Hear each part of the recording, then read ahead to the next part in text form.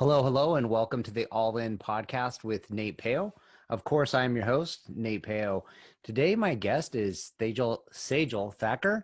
Sejal is not your average employment law or attorney. Her more than 15 years of experience advising clients, human resources personnel, and legal counsel regarding sound, standard employment practices uncovered a need and personal passion for being more proactive, relevant, and impactful workplace training programs to her clients and their teams. Her highly experienced customized workshop tailored to executives, managers, and individual contributors bring the courtroom to the training room in an interactive, engaging environment that favors human stories over compliance checklists. She continues to provide legal counsel, including investigations regarding harassment, discrimination, bullying, retaliation, misconduct, and other topics with that same passion. No matter the context, her passion for helping clients understand the value of a more harmonious workplace and the path to getting there is always front and center. Welcome to the show. How are you doing, Sejal? I'm good. Thanks, Nate. I didn't realize you were going to read the whole entire thing, but you make me sound so important. So thank Well, you. you are important. You got tons of experience. So, you just turned off your notifications and now mine are beeping at me. So I don't know how to turn mine off though. That's the only bad thing. So hopefully it's not too distracting. But anyways, yeah, I'm super excited to chat with you. We've had some conversations before, and we talked. I know you're helping with a lot of workplace um, advising, making workplaces safer, more, you know, I guess understanding who you're working with better, so that you're not having uncomfortable workplace situations. But we've also talked a lot about empathy and kindness kind of in the world that's going on right now. And um, for me, that's one of the things I recently started doing. Like I'd been having like a list of values of things I wanted to have important to me. And one of those was embodying kindness and compassion in my life. And I just kind of got to the point with like social media that there's just so much division going on. So I just started blocking and muting people like crazy if they were just putting out polarizing content. I was like, I just don't need that in my life. And I felt like there's been a lot of mental stress kind of alleviated just because I'm not getting sucked into the nonsense of it all. So, I know you're one of those people that's just a big advocate of human decency and human kindness. So it's awesome to chat with you about that type of stuff. Yeah, no, I know what you're talking about. I went through the same exact thing where I literally turned my Twitter off, my Facebook off, my Instagram, all of that, because I was like, there's just so much negativity that's going on, and you just don't know what to believe. I mean, there's like so much conflicting information out there, right? So I'm just like, I'm going to create a little bubble for myself, which is my house, and it's me, my son, and then my cat, and I'm like, I'm just not going to leave, and I love it. I don't actually need to go outside except to get food. Basic survival, but otherwise I'm cool just staying at home. Yeah, I've been pretty much staying at home with the kids and the wife, and we don't have any pets, but yeah, we don't get out too much except to go get food. But you're right. Some people say like, well, you can't live in a bubble because you're not educating yourself about stuff. It's like at the same time, there's a lot of stuff I'm not in control of and nothing I can do about it. So I'm going to just try to not get sucked into the division and the hate and everything. So, but let's talk a little bit about your experience. You started off in law, right? And you've pivoted from being an attorney to an advisor but still along the lines of the same work you were doing. So what was your journey from becoming, and what made you want to become an attorney, and where did you change your mind and decide to find fulfillment elsewhere? Yeah, Nate, I'm actually one of those people that like always knew that I was what I was going to do. Like being an attorney or a lawyer was something I knew when I was a kid. I was annoyingly always asking, my parents, why is this happening? And I'm one of those kids. Hopefully none of your two are going to be like that. But I, on the other hand, needed to know why for everything. And so like I always knew I was going to be an attorney. And, while I was litigating, which by the way, I litigated all the way up until about 8 years ago, I was in court representing management. on basically harassment, discrimination, and retaliation cases were kind of my specialty area. But when I had my son about 8 years ago, I said, you know what, like I want to be at home with my son. And so I left the law firms, and I was still working when I was at home for about 3.5 years. So I did a lot of training during that time, a lot of workplace investigations. And, you know, I love the law because I liked arguing cases in front of a judge or a jury. But then when I started doing more of the training, I realized I had a real big passion for training. And so in November of 2017, I just opened up my own kind of firm, and a proactive training firm. And that's where I'm doing the training.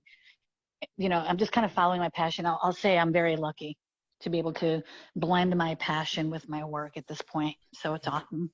Yeah, definitely is awesome when you can do what you love and do it in maybe a way that's a bit more fulfilling. So where do you find, I know you're doing a lot of stuff with human resources in companies particular. What do you find is some of the biggest mistakes employers are doing right now, and how are you advising them to find better practices and implementing it for a happier workplace? There's honestly so many different areas. So I'll tell you, like, I could talk about, you know, as an attorney, I saw organizations through the legal lens. Then I did investigations. So I got to see the nuts and bolts of the business. So there's so many different areas where there are things that are going on that need improvement. But like the one that comes to the top of my head is really just making sure that organizations are picking better leaders.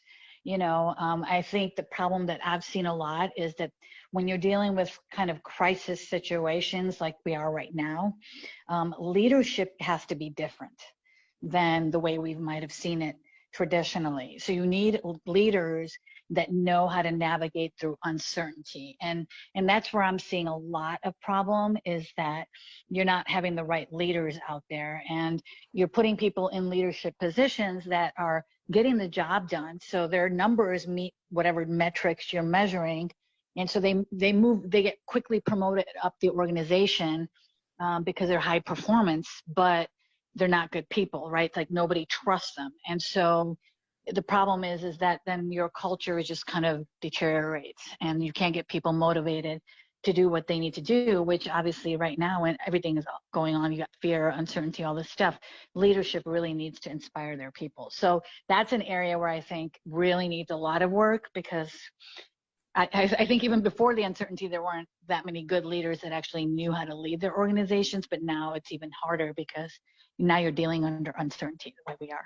Yeah. So that's, yeah. Well, one of the things you talked about there was that a lot of times high performers get promoted to the next ranks, which usually involves some management and leadership roles within organizations. But a lot of times, the ones that get promoted aren't necessarily good leaders. So can the leadership be taught, or is there a different way of recognizing people who maybe aren't the top performers at the tasks that typically get promoted, but they have a good base of leadership skills? And how do you develop that and find value in promoting them into leadership roles?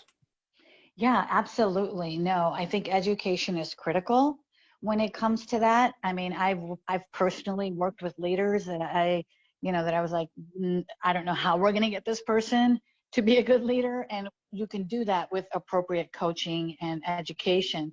I think when you look at what needs to happen, though, I think is, in order for us to really get the leadership that where your employees trust their leaders, I think what needs to happen before that is a commitment from the leadership that they are going to, create cultures around civility, right? So that means if there's any behavior that's going on in the organization that is where you're not treating somebody with dignity and respect, that is not acceptable, and that people need to feel empowered by their leaders to know that, hey, if something's going on with me, or if there's a problem, I'm in an environment where I can talk about it and express my concerns without the leadership, retaliating against me. And so I think it's very important that leaders know how to be leaders, but also know how to create a welcoming environment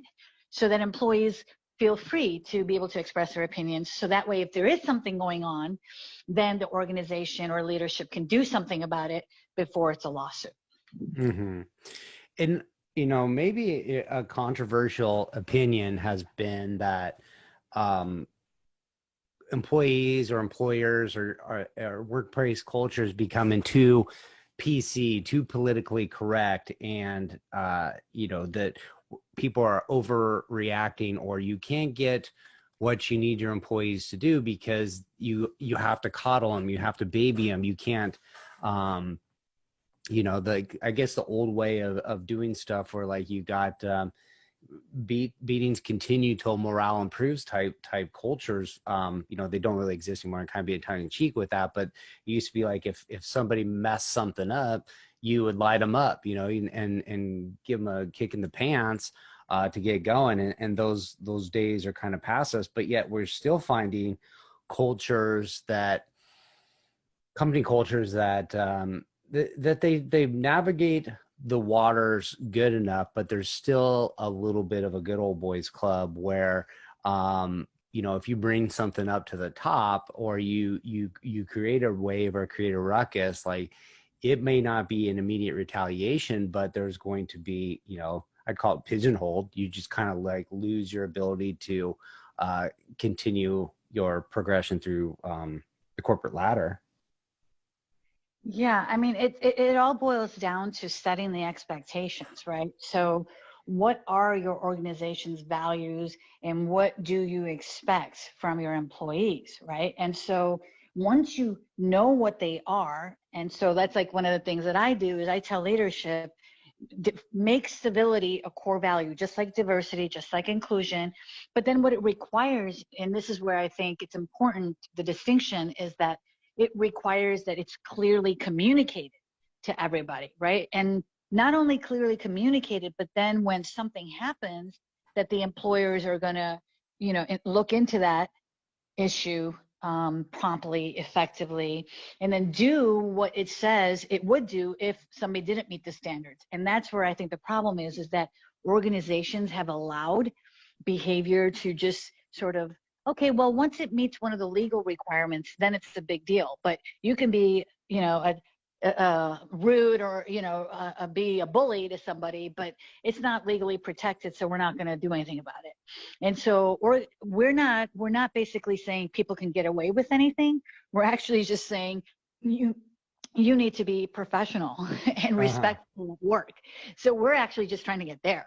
Yeah. Which we weren't there. So the people that say that, like the mentality, which I've heard often, the people that say that are the ones that want to use profanity and watch child porn at work. And so now when you're asking them to be professional and respectful, that's a big thing from them because they just want to do whatever they want. They've done whatever they wanted for as long as they've wanted. And now we're saying, no, you actually can't do that. Mm-hmm. We want you to be, so it's a huge move from people just doing whatever they wanted to getting here versus, the other side of it, which is don't say anything, don't look at anybody, don't have any fun, be PC. That's not what we're saying. That's not what we're striving to get to. Now, you talked a bit about incorporating the word civility into core values, and a lot of people talk about having core values in their companies, but maybe they don't embody those core values. The employees don't know what those core values are. They're not talked about regularly. And civility is, I'll be honest with you, I've never heard that one be used. And even diversity is maybe not as used as often as people would do. It tends to be like, do the right thing and treat our customers with kindness and respect and stuff like that. But taking a good hard look at civility and diversity, and core values probably needs a bit more attention. So my question for you would be is, how should companies be treating core values in general, whatever those core values may be, with their employees, and how do they get the message out so that the core values aren't just words on a paper, but the company actually lives and breathes those values? Absolutely. Yeah. That's it should be a part of your, your policies need to be aligned with what your core values are. You need to have training on what they are. You need to have accountability at all levels, not just top levels, but middle management all the way to the frontline supervisors, as well as the employees themselves need to understand what those core values are. I mean, I've done so many trainings, Nate, where I'll go into an organization, I'm doing a training on something, and I'll say, okay, what is your organization's mission statement? Or what are some of the values for your organization? And like half the people in the room don't even know what they are, right? That's obviously a gap. So you can't expect people to behave the way they should be at work if they don't know what is expected from them, right? So it literally has to be a part of the culture. Mm-hmm. Yeah, I get that. And do you typically work with like larger or smaller companies? Because I know like, it tends to be like the larger a company gets, they're going to have, of course, a bigger human resources department. They're going to have a more defined training program, and some of that becomes a bit easier to implement. But if you're working for a 10 to 15 person company, there's probably not even a dedicated HR person on staff, let alone people to train you in the company culture and behavior. But those values or the way we treat our employees shouldn't matter any differently if we're in a small company or a larger company. But I would say the smaller companies probably tend to have these civilities overlooked more than the bigger companies. I think it would be, I think it really kind of depends. And I don't think there's like a rule. Obviously the bigger companies have the money to pay for lawyers and HR and all of that, like you said, and the smaller companies don't. But I've worked with all size employers, and I've even done a lot of training in the public sector for a lot of our state agencies in California. And I've also worked with nonprofits. And I think it really, I don't think size matters in that case. What I will say is that if you've got a bigger organization where, the policies and the procedures were set up and you haven't really modified them, or, aside from legal compliance, I think what ends up happening in the bigger organizations is as you go up the chain of command into leadership, a lot of more of the sort of uncivil behavior happens more at the top of the leadership. So then it creates a toxic culture for the organization because now people are looking at the leaders. In a smaller organization, usually if something like that is happening, it's going to have to be addressed because people are going to say, I'm not going to put up with this because there's only like 5 other people here. I'm having to deal with you all the time, right? So that would be the only way I think it would matter, whether it's a big or not, but it happens everywhere. Mm-hmm. Definitely, definitely. So let's talk about some other things you have going on. What are the things that you get excited about right now?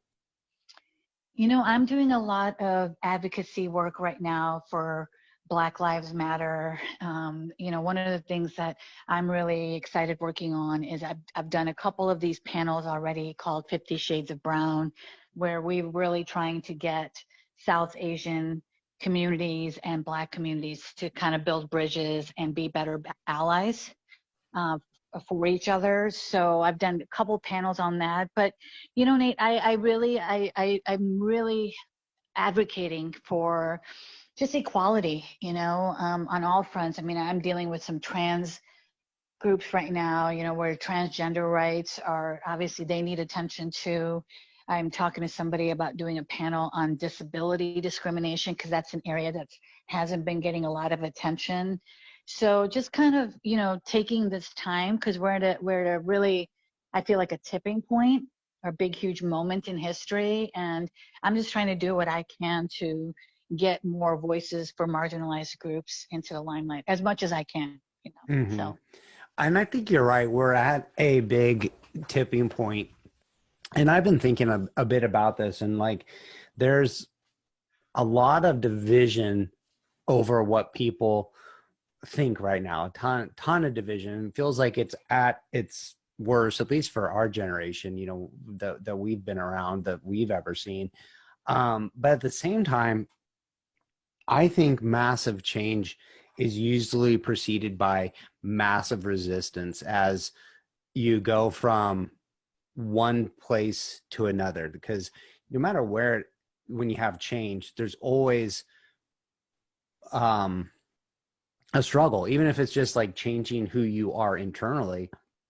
There's fear, there's doubt, and you're scared, and there's people holding you back from becoming who you're the new, because you're leaving that old part of you behind and you're becoming something new.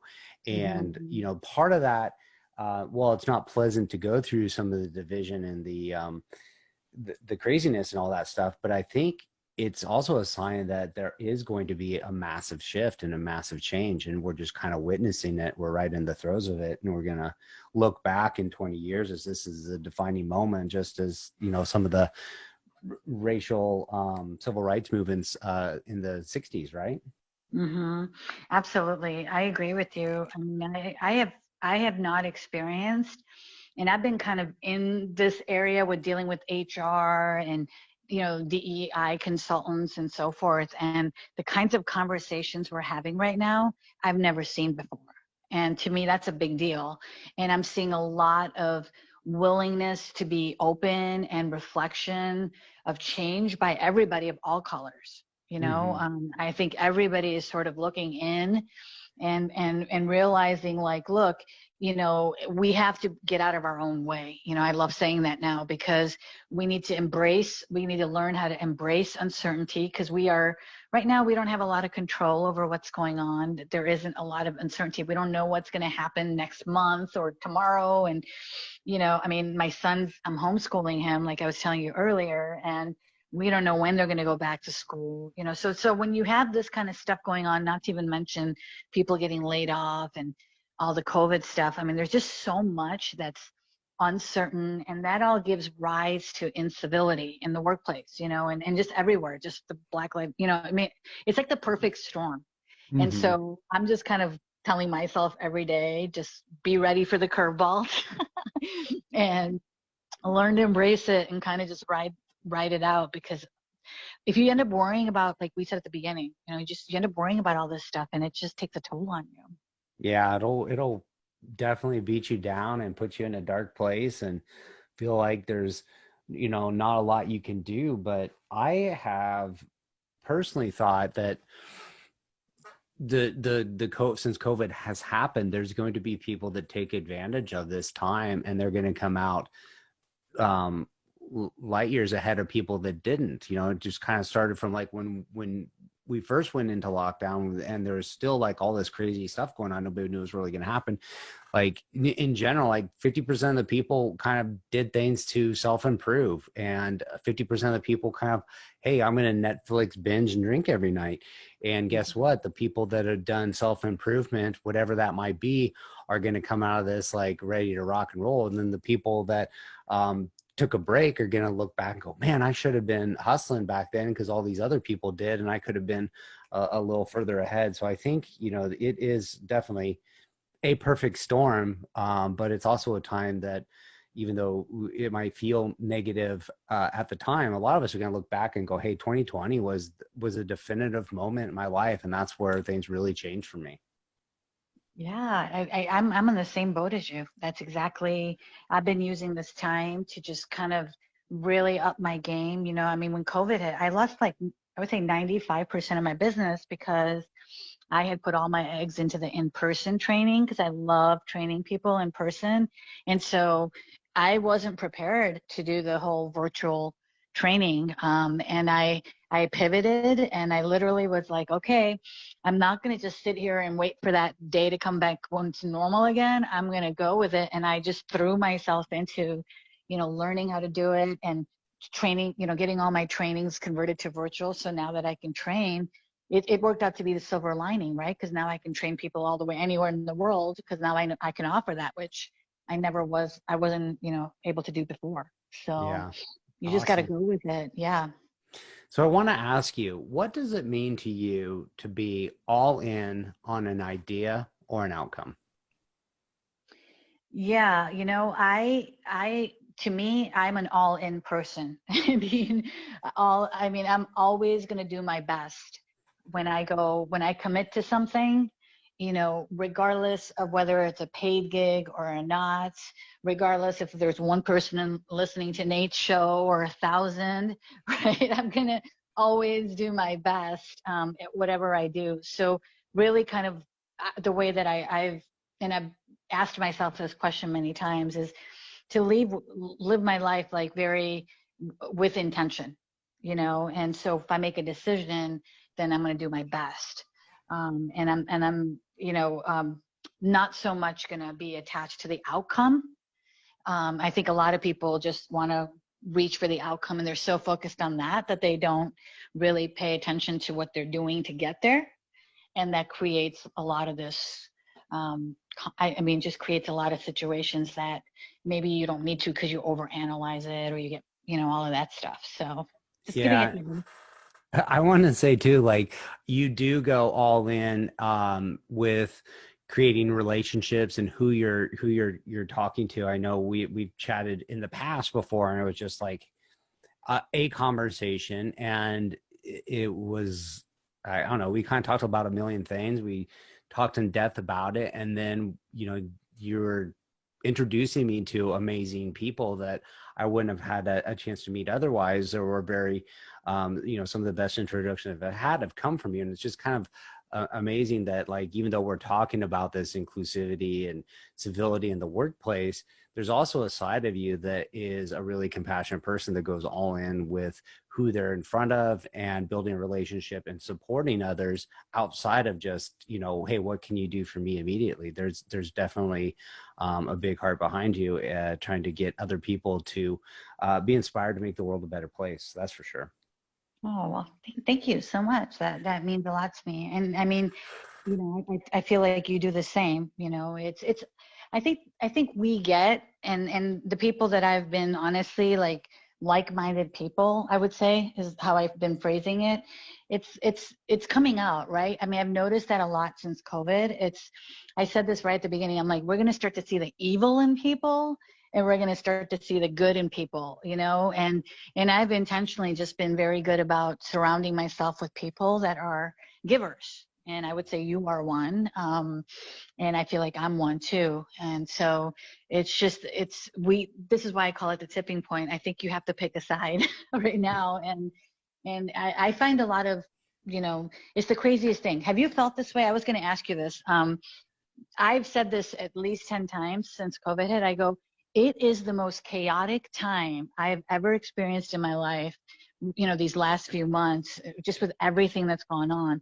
But the inner part of me is the calmest I've ever been in my life. I don't know. Have you experienced that? That's what I've been experiencing. Yes, and I'll tell you my example. And so I sit here and at my desk, and I look out my window, right?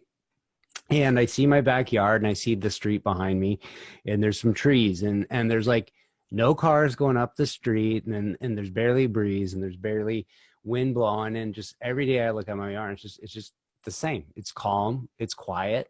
There's nothing crazy going on. But then, like, you turn on the internet, and you would think that there's a nuclear war happening right outside. And I granted there are places in America that are definitely, upturned, and a lot of crazy stuff going on for sure. But you're right. It's like in my immediate circle, it's just quiet. It's just calm. It's hard to believe that there's so much chaos in the world going on right now, because when I look directly outside, I don't see it. But when you turn on the internet, it's Mm-hmm. there, So it's like, yeah, you're right. There's chaos going on, but at the same time, internally, I've never been in a better place. Yeah, and the reason why I asked you that is that the people that like I've been talking to, and I've been talking to so many people, it's insane because, like I said, I was like hustling to get my business back. So I'm like, okay, you know what? If I'm not going to be working, I'm going to use this opportunity to just talk to as many people as I can and build relationships. And so that's what I've been doing. But I've asked a lot of them that same question, and a lot of them have said they're in the same boat. They're just like, we're not worrying. it's not, and I'm not minimizing anything that's going on in the world, by the way, but they've taken the mentality of, I just can't, I'm going to do every day, I'm going to do what I can on the issues. Like for me, I'm going to advocate to do what I can, and I'm going to do what I can to help other people. Like I've got some people that have been needing jobs. So I've been like helping them look for work. I just posted about it yesterday, and I'm just going to do what I can to do what I can. And then I cannot worry about everything else, because then I'll just go insane. So, Mm-hmm. so it's true, but that's why you have to turn the news off, like you said, because there's been at least 3 nights in the last like 2 weeks where I violated my own rule. And I'm like, let me just see what's going on in the world before bed. And it wrecked my night every time. You get sucked back in, but I'm an advocate of what you're doing too, which is just try to leave the world a little bit better place than you found it every day. Little things I'm trying to pay attention a bit more, putting the shopping cart away. I've talked about this story a couple times. It's like, when you're at the store and you grab something, you're about to check out, you decide you don't want it, right? So you just set it wherever the closest place to set it down is. And, of course, somebody else has to go pick that up and put it back. And I've been trying to be like, hey, you know what? I need to be cognizant of somebody else's, happiness. And I need to not be lazy and go put this back where it goes. And if I do that, even though nobody knows I did that, you're leaving the world a better place. And if you can repeat that many times throughout the day, and you could do things like that to other people that show an act of kindness, that maybe they pay it forward a little bit too. And you're making an impact, even though you might not see it happen. It definitely works. So you have to do what you can, where you can, and try to keep out of the negativity. That's for sure. Absolutely. So who are the best people that you work with? Who are the people you're looking to get connected to that really could use your services? Nate, it could be any sized organization. I mean, the way I look at it is, you got one employee, you need to make sure that you set that foundation for the kind of culture you want. So I've done training in both public sector, private, and nonprofit sector. So really anybody that really wants to focus in on training, and I do training on a number of different topics, not just civility. I do diversity and inclusion. I do sexual harassment. I do a number of different topics. So, just HR people, anybody that make a decision about, needing to get training for their employees would be the people that I guess I would most likely to be talking to. Cool. So if somebody's listening and they want to get connected to you, where can they go to find you? So, my company's website is www.trainextra, and that's TRAINXTRA.com. And then I would say, if you're on LinkedIn, definitely connect with me, because as you know, Nate, I love sharing information and resources. Like, I truly believe that's good. I mean, let me rephrase that: sharing good information and resources, because I think it's important to be able to, like we said earlier, there's so much garbage out there. And so to make sure I give people resources and tools that can actually help them, not hurt them. So. Yeah, that's so amazing when you can find somebody that's putting out real competent information and not just kind of sharing the latest fantastic story, and you don't know the truth behind it or not. And it's designed to make you feel a certain way about things. So awesome stuff. So all those links will be in the show notes, and I definitely encourage you to reach out to Sejal, connect with her on LinkedIn, say hi, and if you have a conversation with her, let her know you heard her on the All In podcast with Nate Peo. So Sejal, thank you so much for coming out and chatting with me for a few. Always a pleasure to have more conversations, for sure. Yeah, thanks, Nate. This was awesome. I really appreciate you inviting me. Thank you.